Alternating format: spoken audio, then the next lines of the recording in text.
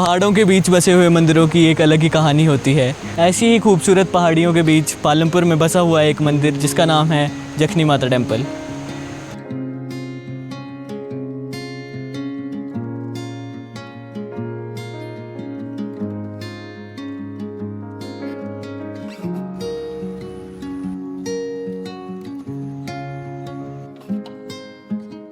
हर मंदिर की आस्था वहाँ रहने वाले लोगों से जुड़ी होती है। उसी आस्था को जानने के लिए और उस मंदिर की लोक कथा जानने के लिए आज हम जा रहे हैं जखनी माता टेम्पल।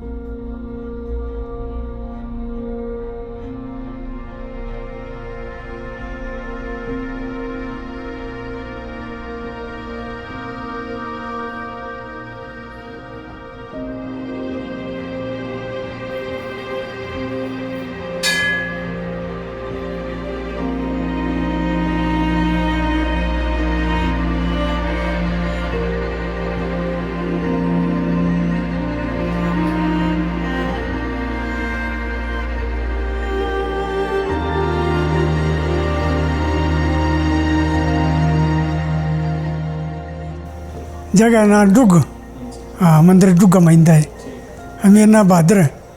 हाँ मुझे याद नहीं है, तो हलकड़ा तू मंदिर उतना है ना, तो कहीं याद ना थे पहले बनूंगा तू किया है। हाँ तो है पूजा पूजा तो बुझ गया हम कोई 15-16 साल ही नहीं ज़्यादा बुझ गया। हाँ माता की देरना छोरी है ग्रीमा गाँव। हाँ ले आंदी कुल देवी आ कुल 400 साल पुराना मंदिर। हाँ धीरे धीरे धीरे धीरे आस्ते आस्ते बनो करते धीरे। हाँ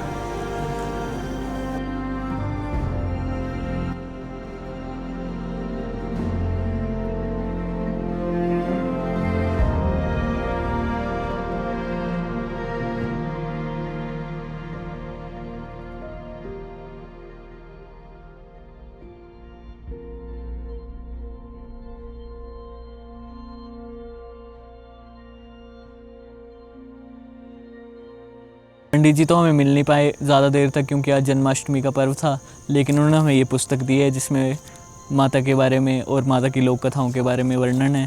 तो मैं इससे आपको कुछ कथाएं बताना चाहता हूँ माता के बारे में। तो कहा जाता है कि ये जो जखनी माता का मंदिर है ये पहले भरमौर में स्थित था, जहाँ पे एक गद्दी आदमी था जो इस माता की पूजा करता था। वो माता का काफ़ी बड़ा भक्त था। एक समय ऐसा आया कि भरमौर में सूखा पड़ गया, जिसके बाद सारे लोग वहाँ से जाने लगे। लेकिन इस भक्त ने माता से अरदास की और कोशिश की कि पानी आए। तब माता ने उसकी अरदास सुनी और किसी देवताओं के कुंड से पानी लाने की कोशिश की। पानी लाने की कोशिश करते वक्त जैसे बर्तन की आवाज़ हुई, वहाँ का सेवादार उठ गया और उस सेवादार ने तीर निकाला और माता के बर्तन में मार दिया। जैसे उसने तीर मारा, बर्तन से पानी गिरने लगा, लेकिन फिर भी माता वहाँ से भागने की कोशिश करने लगी।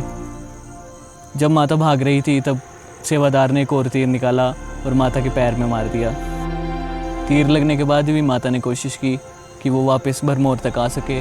जहाँ जहाँ से माता आ रही थी वहाँ से कहा जाता है कि उस पानी की धार से आज भी पानी बहता है और ये लोक कथा आज भी भरमौर में सुनाई जाती है।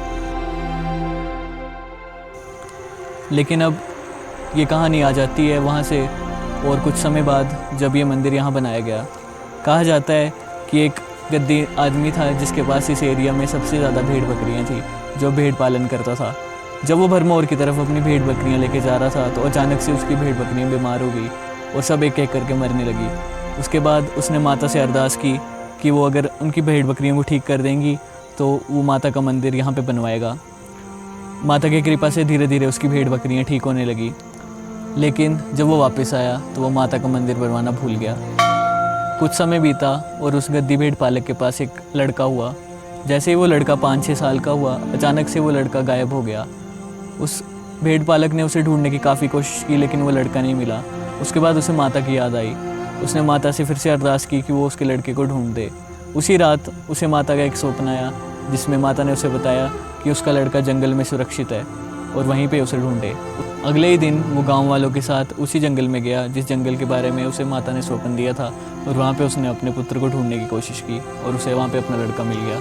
उसके बाद कुछ ही दिनों बाद उस भेड़ पालक ने यहाँ पे माता का मंदिर बनवा दिया, और आज भी इस मंदिर में उसी आस्था के साथ पूजा की जाती है।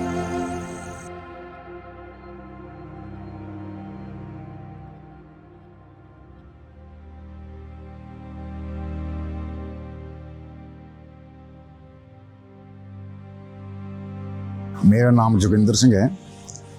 मैं बंदला का निवासी हूँ। बंदला पालनपुर का रहने वाला हूँ। तो आप क्या क्या जानते हैं इस मंदिर के बारे में, और आपके इस जीवन काल में इस मंदिर के इर्द गिर्द कुछ गतिविधियाँ हुई हों, इसके बारे में कुछ भी? देखो जी, हमने तो जब हम पैदा हुए थे तब वो छोटा सा मंदिर था।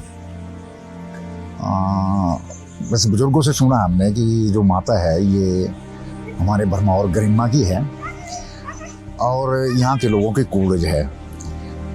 तो यहाँ मंदिर को किसने बसाया, जहाँ तक जो उस जाति से वो जो संबंध रखते हैं, जैसे वह भरड़ा जात है या कुछ और जाते हैं, जैसे हमारी जिन गदियों की बहुत सी जातें होती हैं, तो जिनकी वो कूड़ज है उन्होंने उस मंदिर को वहाँ बसाया था। तो मुझे लगता है ये कोई 400-500 साल पुराने मंदिर है। कूड़ज क्या होती है भी, जो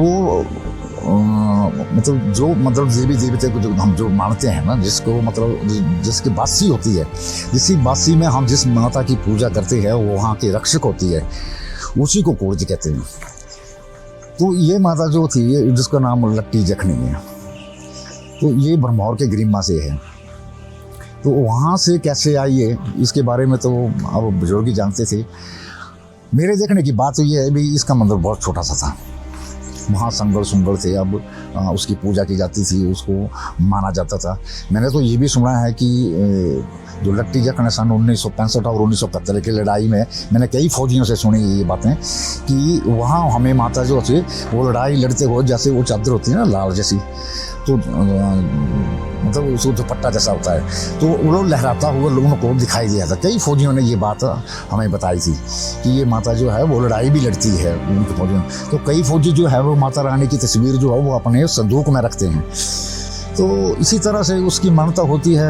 इसको जैसे सुखन करते हैं हम कि ये माता रानी भी हमारी कुछ ये ख्वाहिशें हैं, ये तमन्ना है, हमें बच्चा चाहिए या हमें नौकरी चाहिए या कुछ भी, कोई भी तमन्ना हम जब हम उस दिल में लेते हैं तो माता से अरदास करते हैं, तो वो माता पूरी करती है। फिर उस हम अरदास को हम पूरी करते हैं। जैसे हम जातर जनेतर वहाँ पर करते हैं, तो पहले तो हमें माता रानी को जैसे करते थे, हम तेरे को बकरी चढ़ाएंगे या फलाना करेंगे कुछ भी। तो जब वो जातर जनेतर करते हैं तो वहाँ पर बकरे काटे जाते थे। अब वो ज़रा बंदिश है तो हमने वो कैंसिल कर दिया है।